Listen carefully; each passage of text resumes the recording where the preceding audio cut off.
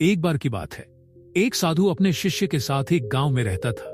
साधु अपने ज्ञान और तपस्या के लिए प्रसिद्ध था और शिष्य उसकी हर आज्ञा का पालन करता था। एक दिन साधु ने शिष्य से कहा, बेटा, आज मैं जंगल में ध्यान करने जा रहा हूं। तुम गांव में रहकर लोगों की सहायता करना और अपने मन को शांत रखना। शिष्य ने विनम्रता से कहा, जो आज्ञा गुरुदेव। साधु के जाने के बाद गांव में एक उत्सव का आयोजन हुआ। शिष्य का मन उत्सव की ओर आकर्षित होने लगा। उसने सोचा, गुरुदेव ने तो मुझे लोगों की सहायता करने को कहा है।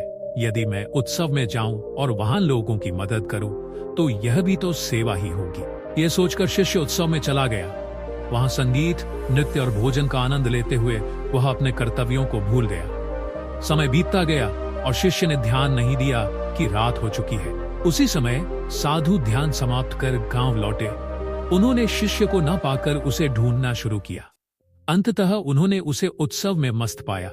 साधु ने शिष्य को बुलाया और कहा, बेटा, मैंने तुम्हें अपने मन को शांत रखने और लोगों की सहायता करने को कहा था, लेकिन तुम अपने मन की इच्छाओं में बहक गए और अपने कर्तव्यों को भूल गए। शिष्य ने शर्मिंदा होकर कहा, गुरुदेव, मैं अपनी जिम्मेदारियों को भूलकर मन की इच्छाओं में बहक गया। कृपया मुझे क्षमा करें और सही मार्ग दिखाएं। साधु ने मुस्कुराते हुए कहा, जीवन में मन हमें विभिन्न दिशाओं में खींचता है, लेकिन हमें अपने कर्तव्यों और लक्ष्यों पर केंद्रित रहना चाहिए। आत्मनियंत्रण और ध्यान से ही हम सही मार्ग पर चल सकते हैं। इस घटना के बाद शिष्य ने अपने मन पर नियंत्रण करना सीखा और अपने कर्तव्यों का पालन करते हुए साधु के मार्गदर्शन में आत्म साक्षात्कार की दिशा में।